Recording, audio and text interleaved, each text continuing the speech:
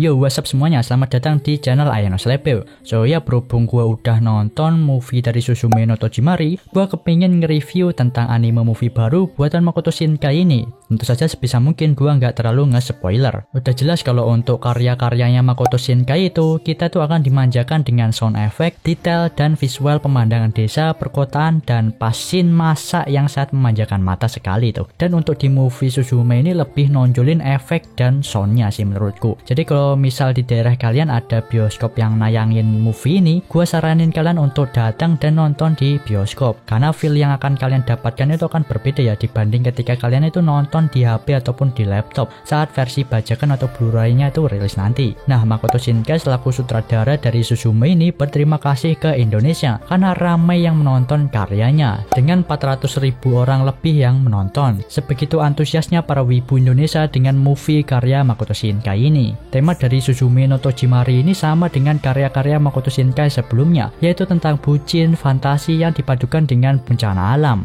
Jadi Suzume no Tojimari ini mengisahkan tentang Suzumi, seorang gadis berusia 17 tahun. Suatu hari Suzume itu bertemu dengan laki-laki bernama Souta. Souta itu adalah seorang pemuda misterius yang tengah mencari pintu. Suzume pun mengikuti Souta hingga akhirnya dia itu menemukan reruntuhan di sebuah pegunungan. Di antara reruntuhan tersebut, ia itu melihat sebuah pintu yang sudah lapuk namun masih bergerak tegak. Karena penasaran, Suzume itu akhirnya membuka pintu tersebut. Gadis 17 tahun itu pun tak mengetahui bahwa saat pintu tersebut dibuka, maka pintu lain di beberapa titik di Jepang itu akan ikut terbuka juga. Hal buruknya adalah bencana yang menghancurkan Jepang akan terjadi ketika pintu-pintu tersebut itu terbuka. Apalagi Souta yang bertugas sebagai penutup pintu justru berubah menjadi kursi pada saat itu. Nah, petualangan Suzume dengan misi menutup pintu untuk mencegah bencana pun dimulai.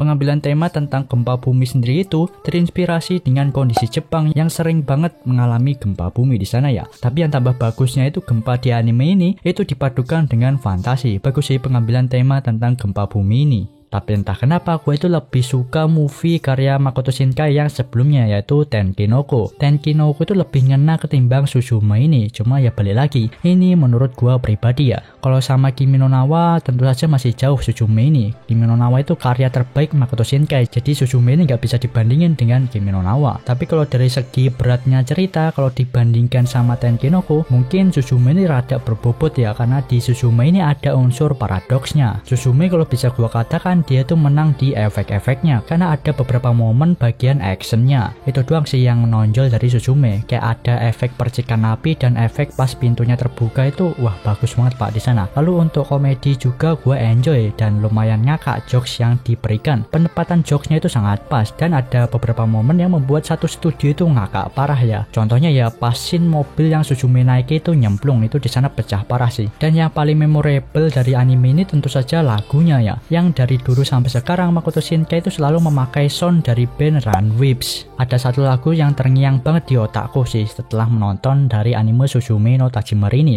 Pokoknya yang liriknya itu ruru gitu.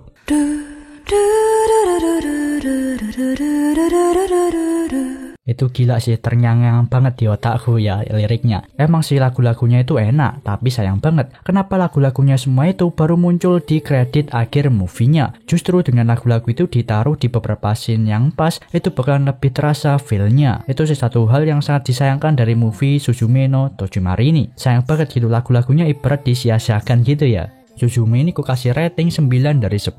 Memang belum melebihi Kimi no Na wa sih, tapi mungkin Suzume ini lebih bagus dari Tenkinoko bagi beberapa orang. Dan buat kalian yang belum nonton ya, kumpulin uang saku kalian buat nabung beli tiketnya atau nunggu versi Blu-ray-nya nanti. Mungkin versi bajakan atau Blu-ray yang bagus ya versinya itu bakalan dirilis di tahun depan sih. Kalau karya Makoto Shinkai mah itu sayang banget kalau kalian itu nggak nonton di bioskop. Ya buat kalian yang nonton, kasih pendapat kalian serta mana momen favorit kalian di movie Suzume ini.